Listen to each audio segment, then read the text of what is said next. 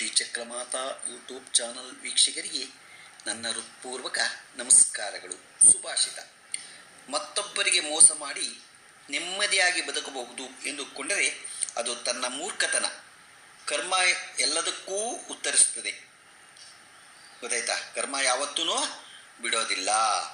ಮತ್ತೊಬ್ಬರಿಗೆ ನಾನು ಮೋಸ ಮಾಡಿ ನೆಮ್ಮದಿಯಾಗಿ ಬದುಕ್ತೀನಿ ಅಂತ ಅದು ಸುಳ್ಳು. ಇವತ್ತು ದಿನಪಂಚಾಂಗಕ್ಕಿಂತ ಮುಂಚೆ ನಾವು ಮನೆಯ ಸರಳ ವಾಸ್ತುವಿನ ಬಗ್ಗೆ ತಿಳ್ಕೊಳ್ಳೋಣ. ಮನೆ ವಾಸ್ತು ಯಾವ್ಯಾವ ಥರ ಇದ್ದರೆ ಒಳ್ಳೆಯದು ಅನ್ನೋದ್ರ ಬಗ್ಗೆ. ವಾಸ್ತುವಿನ ಬಗ್ಗೆ ಸಾಮಾನ್ಯವಾಗಿ ತಿಳಿದುಕೊಂಡಿರಬೇಕಾದ ವಿಷಯಗಳೇನೇನು? ಪೂರ್ವ ಮತ್ತು ಉತ್ತರ ದಿಕ್ಕಿಗೆ ನಿಂತುಕೊಂಡು ಅಡುಗೆ ಮಾಡಬೇಕು. ದಕ್ಷಿಣ ದಿಕ್ಕಿಗೆ ಮುಖವಾಗಿ ಪಾತ್ರೆ ತೊಳೆಯಬೇಕು. ಮಕ್ಕಳು ಮಲಗುವ ಕೋಣೆ ಉತ್ತರ ಮತ್ತು ಪೂರ್ವಕ್ಕೆ ಇರಬೇಕು.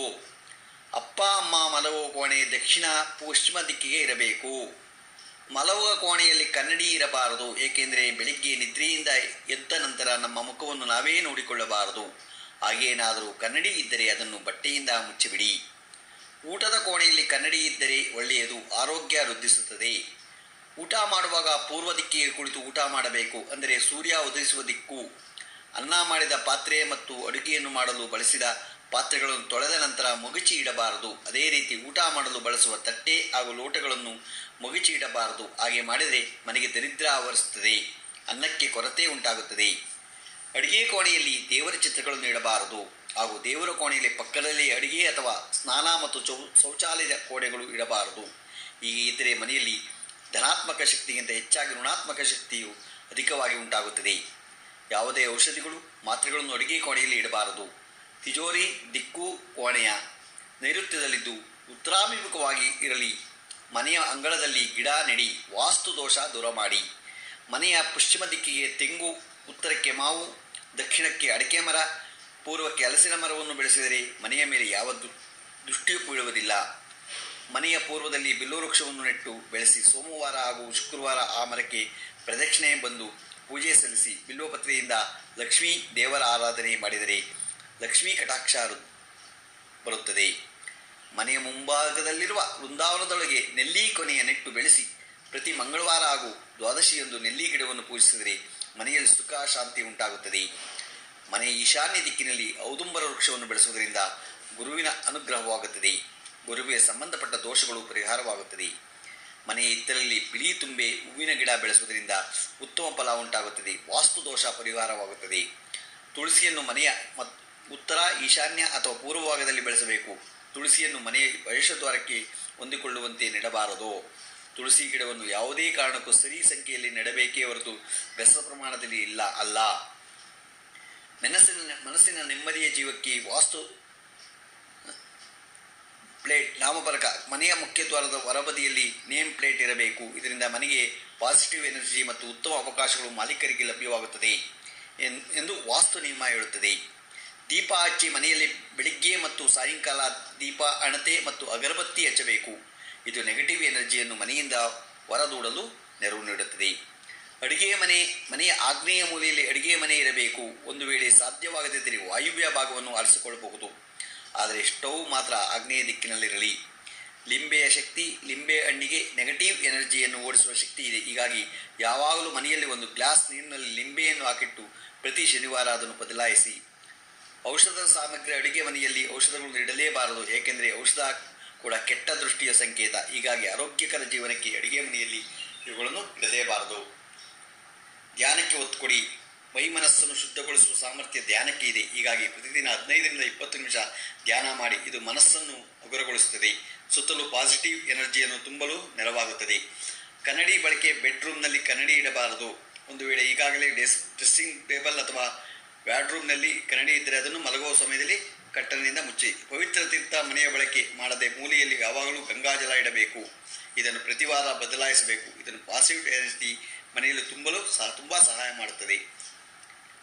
ಸ್ವಸ್ತಿಕ್ ಚಿಹ್ನೆಯ ಸಂಪತ್ತು ಮತ್ತು ಶ್ರೇಯಸ್ಸಿನ ಸಂಕೇತ. ಆದ್ದರಿಂದ ಮನೆಯಲ್ಲಿ ಸ್ವಸ್ತಿಕ್ ಚಿಹ್ನೆಯನ್ನು ಇಟ್ಟುಕೊಳ್ಳುವುದು ಶ್ರೇಯಸ್ಕರ. ಯಾವಾಗಲೂ ಮನೆಯ ಹೊರಬಾಗಿಲು ಹೊರಗಡೆ ಇದನ್ನು ಅಳವಡಿಸಿ. ಕಿರುಗಂಟೆಗೆ ಆದ್ಯತೆ. ಮನೆಯಲ್ಲಿ ಕಿರುಗಂಟೆಗಳಲ್ಲಿ ಅಲ್ಲಲ್ಲಿ ತೂಗು ಹಾಕಿ ಅದರಲ್ಲೂ ದೇವರ ಕೋಣೆಯಲ್ಲಿ ಬಾಗಿಲಿಗೆ ಹಾಕಿದರೆ ಉತ್ತಮ. ಇದರ ನಾದದಿಂದ ನೆಗೆಟಿವ್ ಎನರ್ಜಿ ಮನೆಯಿಂದ ಹೊರಹೋಗುತ್ತದೆ. ಉಪ್ಪಿನ ಬಳಕೆ. ಉಪ್ಪು ನೆಗೆಟಿವ್ ಎನರ್ಜಿಯನ್ನು ಹೀರಿಕೊಳ್ಳುತ್ತದೆ. ಹೀಗಾಗಿ ಮನೆಯ ಮೂಲೆಗಳಲ್ಲಿ ಚಿಕ್ಕ ಬೌಲ್ಗಳಲ್ಲಿ ಉಪ್ಪು ಹಾಕಿಡಬೇಕು. ಆರೋಗ್ಯಕ್ಕೆ ವಾಸ್ತು ನಿಯಮ. ಮುಖ್ಯದ್ವಾರವನ್ನು ವಾಸ್ತು ನಿಯಮದ ಪ್ರಕಾರ ಸಿದ್ಧಪಡಿಸಬೇಕು. ಇದು ಯಾವಾಗಲೂ ಉತ್ತರ ಅಥವಾ ಪೂರ್ವಕ್ಕೆ ಮುಖ ಮಾಡಿರಬೇಕು. ಬಾಗಿಲಿಗೆ ತೇಗದ ಮರವನ್ನು ಆದ್ಯತೆ ನೀಡಿ. ಪ್ರವೇಶ ದ್ವಾರದಲ್ಲಿ ಯಾವುದೇ ಅಡೆತಡೆ ಇಲ್ಲದಂತೆ ನೋಡಿಕೊಳ್ಳಿ. ಮುಖ್ಯ ದ್ವಾರದ ಸುತ್ತಮುತ್ತ ಪಾದರಕ್ಷೆ ಬಿಡಬಾರದು, ಇಲ್ಲವಾದರೆ ಪಾಸಿಟಿವ್ ಎನರ್ಜಿಗೆ ತಡೆಯಾಗುತ್ತದೆ. ಬೆಡ್ರೂಮ್ ಯಾವಾಗಲೂ ತುಂಬ ಶುಚಿಯಾಗಿರಬೇಕು. ಕನಿಷ್ಠವೆಂದರೆ ದಿನಕ್ಕೆ 20 ನಿಮಿಷ ಬೆಡ್ರೂಮ್ ಕಿಟಕಿ ಬಾಗಿಲು ತೆರೆದಿಡಬೇಕು. ಈ ಮೂಲಕ ಸರಿಯಾಗಿ ಗಾಳಿ ಆಡುವಂತೆ ಮಾಡಿ. ಇದನ್ನು ನೈಸರ್ಗಿಕ ಬೆಳಕು ಮತ್ತು ಗಾಳಿ ಮನೆಯೊಳಗೆ ಬಂದು ಪಾಸಿಟಿವ್ ಎನರ್ಜಿ ತುಂಬುತ್ತದೆ. ಯಾವಾಗಲೂ ದಕ್ಷಿಣಕ್ಕೆ ತಲೆ ಮಾಡಿಯೇ ಮಲಗಬೇಕು. ಇದರಿಂದ ಸಂಪತ್ತು ವೃದ್ಧಿಸುತ್ತದೆ. ಮನೆಯೊಳಗೆ ಮನಿ ಪ್ಲಾಂಟ್ ಇದ್ದರೆ ಶ್ರೇಯಸ್ಸವಾಗುತ್ತದೆ. ಮನೆಯ ಮಂದಿಗೆ ಅದೃಷ್ಟವನ್ನು ಇದು ತರುತ್ತದೆ. ಹಸಿರು ಬೇಸ್ನಲ್ಲಿ ಉತ್ತರ ದಿಕ್ಕಿನಲ್ಲಿ ಮನಿ ಪ್ಲಾಂಟ್ ಗಿಡವನ್ನು ಇಡಬೇಕು. ಮೀನುಗಳು ನೋಡಲು ಸುಂದರ ಮಾತ್ರವಲ್ಲ, ಹಣಕಾಸು ಲಾಭವನ್ನು ಕೂಡ ತಿರುತ್ತವೆ. ಹೀಗಾಗಿ ಮನೆಯಲ್ಲಿ ಅಕ್ವೇರಿಯಂ ಇದ್ದರೆ ಅದು ಹಣಕಾಸು ಸ್ಥಿರತೆಯ ಜೊತೆಗೆ ನೆಮ್ಮದಿಯೂ ನೀಡುತ್ತದೆ. ವಾಸ್ತು ಪ್ರಕಾರ ಗಡಿಯಾರ ಎನರ್ಜಿ ಹರಿದು ಬರುತ್ತಂತೆ ಮಾಡುತ್ತದೆ. ಹೀಗಾಗಿ ಮನೆಯಲ್ಲಿರುವ ಎಲ್ಲ ಗಡಿಯಾರವನ್ನು ಸುಸ್ಥಿತಿಯಲ್ಲಿರುವಂತೆ ನೋಡಿಕೊಳ್ಳಿ. ಉತ್ತರ ಅಥವಾ ಈಶಾನ್ಯ ದಿಕ್ಕಿನಲ್ಲಿ ಇದು ಇರಲಿ. ಹಕ್ಕಿಗಳು ಸಾಮರಸ್ಯ, ಸಂಪತ್ತು ಮತ್ತು ಸಂತೋಷದ ಪ್ರತೀಕ. ಇವು ಸಂಪತ್ತನ್ನು ಮತ್ತು ಎನರ್ಜಿಯನ್ನು ಕೂಡ ಆಕರ್ಷಿಸುತ್ತದೆ. ಹೀಗಾಗಿ ಬಾಲ್ಕನಿ ಹಕ್ಕಿಗಳಿಗೆ ನೀರು ಮತ್ತು ಕಾಳು ಇಡಬೇಕು. ವಾಸ್ತು ನಿಯಮದ ಪ್ರಕಾರ ನೇರಳೆ ಬಣ್ಣದ ಗಿಡಗಳನ್ನು ಮನೆಯೊಳಗೆ ಇಟ್ಟುಕೊಂಡರೆ ಶ್ರೇಯಸ್ಕರವಾಗುತ್ತದೆ. ಇವುಗಳಲ್ಲಿ ಎಷ್ಟು ಸಾಧ್ಯವೋ ಅಷ್ಟನ್ನು ಮಾತ್ರ ಮಾಡಿ. ಗೊತ್ತಾಯ್ತಾ? ಎಲ್ಲನೂ ನಾವು ಮಾಡೋದಕ್ಕಾಗಲ್ಲ.